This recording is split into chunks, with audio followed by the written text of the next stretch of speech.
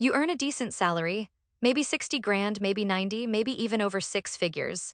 And yet somehow at the end of every single month, you look at your bank account and think, where did it all go? If that question hit a little too close to home, stay right here because this video was built specifically for you. Here is the stat that should genuinely keep you up at night. The average millennial today is earning more than any previous generation at the same age, and yet studies consistently show they are accumulating wealth at a slower rate than their parents did. You're working harder, earning more, and somehow falling further behind. That is not a personal failure. That is a system that was never designed to teach you how to win.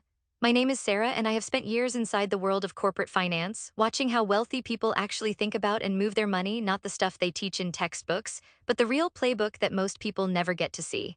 That experience is exactly why I built this channel, Sarah Builds Wealth. Here is what you're going to get from this video. I am going to walk you through 6 financial truths that are quietly keeping you stuck, and I am going to hand you a clear, actionable path out of each one. And I am saving the most powerful insight for the very end, the one that genuinely changed how I see money entirely. So if you bail early, you will miss the best part. Let us get into it. Point number 1. You are not broke, you are bleeding. Most people think their financial problem is that they do not earn enough. But the real issue is not the income coming in, it is the invisible leaks draining it out. Think about your subscriptions alone. The average American household is paying for services they have completely forgotten about. Streaming platforms, gym memberships, software trials, premium apps, tiny charges hitting every single month, adding up to potentially hundreds of dollars quietly disappearing. I had a friend, Marcus, 34 years old, good job in tech, totally convinced he was just not earning enough to save. He did 1 hour of subscription auditing and found over $200 a month going absolutely nowhere. That is $2,400 a year. That is an investment contribution. Your action here is simple. Pull your last 2 bank statements this week and highlight every recurring charge. You will be shocked. And that shock is going to fuel the next point beautifully. Point number 2, your lifestyle got a raise, but your wealth did not. There is a phenomenon called lifestyle inflation, and it is the silent wealth killer for your entire generation.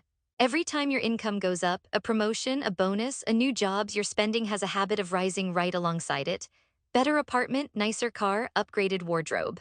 And suddenly, despite earning more than you ever have before, you are saving the exact same percentage you were saving 5 years ago, which for most people is almost nothing. The wealthy people I have observed do something radically different. When their income goes up, they keep their lifestyle flat and root the difference directly into assets. Just imagine someone who earns a $10,000 raise annually and instead of spending it, puts it into an index fund for 20 years. The numbers on that are genuinely life-changing. The action here is to build what I call a raise rule.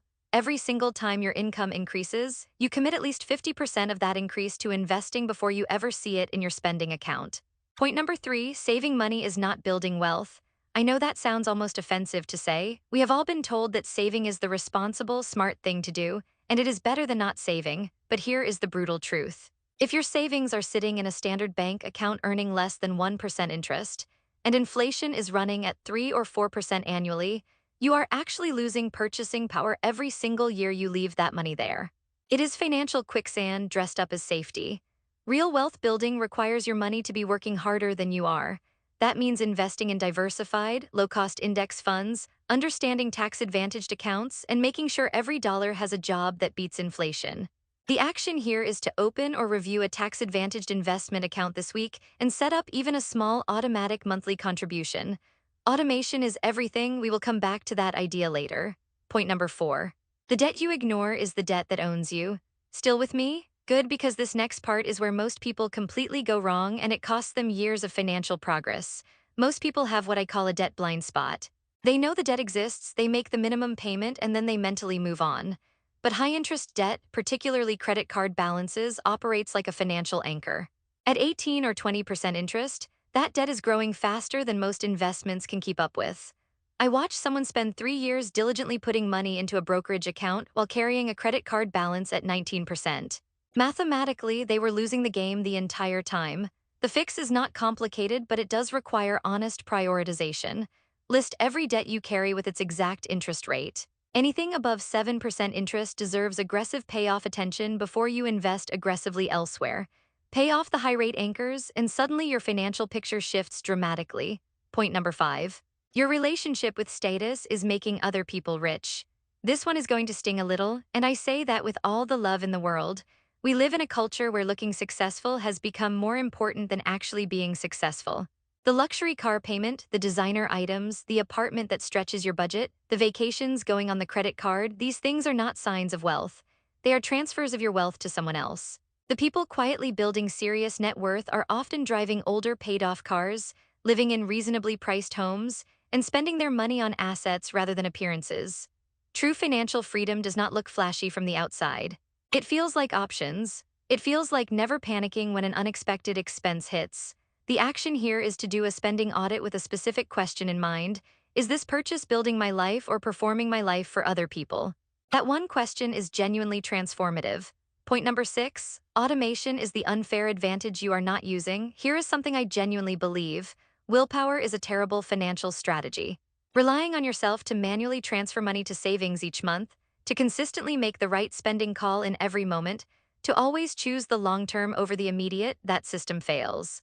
Not because you are weak, but because you are human. The most effective wealth builders automate everything: automatic investment contributions on payday, automatic debt overpayments, automatic transfers to an emergency fund. When the right behavior is the default behavior, your results become dramatically more consistent. Set it up once, and your future self benefits every single month without you having to make a single willpower-dependent decision. Now here is the insight I saved for last, and this one reframed everything for me. The biggest wealth gap in this generation is not between high earners and low earners. It is between people who understand the difference between being a consumer and being an owner. When you spend money on products, you are making someone else wealthy. When you invest in the companies making those products, you are building your own wealth. Every single time you buy something, a shareholder somewhere benefits. The question is whether that shareholder is you or not. Shifting your mindset from consuming to owning, even in the smallest way, even with $50 a month into an index fund, puts you on the other side of that equation. That shift in identity, from someone who spends money to someone who owns assets, is the single most powerful transformation you can make right now.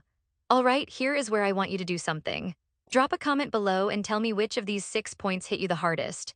Was it the lifestyle inflation trap, the saving illusion, the status spending? Just drop a number in the comments. I read everything and I genuinely want to know where you're starting from. If this video gave you even one insight that changes how you think about your money, this channel is going to keep doing exactly that every single week. We are building a community of people who are done playing financial defense and ready to actually get ahead. Hit subscribe to Sara Builds Wealth and check out the other videos already up on this channel. There is a lot more where this came from.